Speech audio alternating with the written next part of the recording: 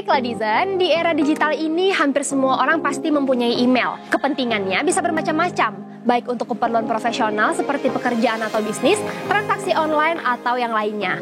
Mengingat banyaknya pengguna email, saat ini juga sudah banyak marketer yang memperkenalkan produknya melalui email. Metode ini dinamakan email marketing.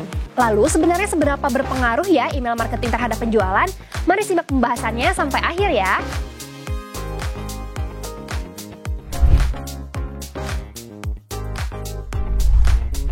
Sebagai saluran pemasaran langsung menggunakan email untuk mempromosikan produk, email marketing bisa dibilang sebagai salah satu saluran marketing yang cukup efektif. Selain hemat biaya, fleksibel dan mempunyai jangkauan yang luas, yaitu sebesar 4,3 miliar pengguna di seluruh dunia, email marketing juga dianggap efektif karena menurut Salesforce.com, lebih dari 90% konsumen mengecek email mereka setiap harinya. Disayangkan sekali jika potensi email marketing ini tidak kamu manfaatkan dalam bisnis kamu. Kamu bisa menggunakan email marketing ini untuk mencapai banyak tujuan bisnis, seperti mendorong penjualan, meningkatkan brand awareness, hingga meningkatkan loyalitas pelanggan. Tapi sebelum kamu memutuskan untuk menjalankan email marketing, terlebih dahulu kamu harus paham bagaimana sistem yang terjadi pada email marketing tersebut. Untuk melakukan email marketing, kamu memerlukan daftar email yang aktif. Ini adalah database kontak email yang sudah berminat untuk menerima komunikasi pemasaran dari brand kamu. Kamu bisa mengumpulkan daftar email dari database form yang sudah pernah kamu berikan kepada konsumen sebelumnya. Kamu juga memerlukan penyedia layanan email atau email service provider. Ini berfungsi sebagai platform email marketing yang membantu mengelola email kamu. Ini juga akan membantu merancang dan menjalankan kampanye email marketing otomatis. Menggunakan email service provider ini memungkinkan kamu untuk mengotomatiskan interaksi dengan target saat konversi umumnya meningkat. Bagaimana sih cara memaksimalkan email marketing untuk bisnis? Pertama, perhatikan waktu pengiriman. Email marketing bisa menghasilkan konversi yang besar. Namun, kamu harus tetap disesuaikan dengan kebutuhan dan karakteristik penerimanya. Kalau kamu tidak menentukan waktu yang tepat dalam pengiriman email, maka email kamu bisa berpotensi menjadi spam bagi subscriber newsletter kamu. Kamu bisa mengirimkan email marketing dengan melihat waktu yang tepat untuk pengiriman ke konsumen. Lakukan segmentasi berdasarkan zona waktu untuk setiap subscriber yang kamu miliki. Selanjutnya, kamu bisa menyesuaikan mengirim dan menerima email di waktu yang tepat. Kemungkinan email akan dibuka dan menghasilkan konversi juga akan semakin besar.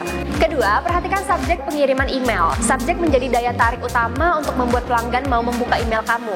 Pastikan subjek email ramah terhadap pembaca dan menarik. Jangan membuat subjek terlalu panjang agar semua pesan bisa tersampaikan. Maksimal 50 karakter. Ketiga, perhatikan konten visual. Kamu pasti lebih suka melihat gambar dengan penjelasan dibandingkan tulisan yang panjang dan susah dimengerti. Inilah konten visual, di mana gambar dan video mendominasi pada konten email. Kamu dapat menggunakan CTA untuk mengarahkan pelanggan ke halaman yang diinginkan, di mana mereka bisa membaca artikel atau konten lengkapnya. Kamu bisa menggunakan alat untuk mengoptimasi gambar yang akan digunakan, misalnya Corel Draw atau Photoshop. Karena gambar dengan size yang besar atau memberatkan atau justru tidak akan muncul di dalam email. Terkadang browser juga tidak dapat mendukung konten visual untuk tampil secara keseluruhan, sehingga kamu perlu melakukan uji coba hingga pada akhirnya melakukan pengiriman. Keempat, optimalisasikan untuk semua perangkat. Dengan perkembangan smartphone yang sudah beredar di Indonesia, pengguna bisa menggunakan lebih dari satu gadget untuk membuka email yang kita kirimkan. Hal ini yang bisa kita manfaatkan untuk melakukan optimasi email bagi semua perangkat.